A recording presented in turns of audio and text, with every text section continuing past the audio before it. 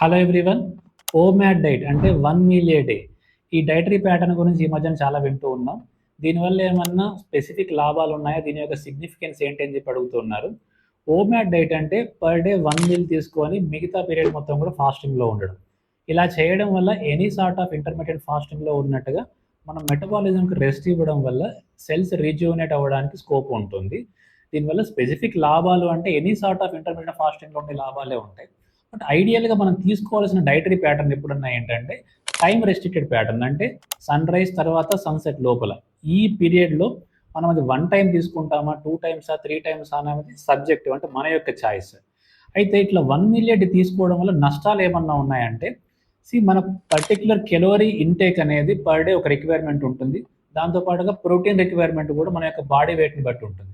ఈ calorie requirement గానీ, protein requirement గానీ సింగిల్ మీల్‌లో రీచ్ అవుతున్నామా లేదా అనేది ఇక్కడ ఇంపార్టెంట్.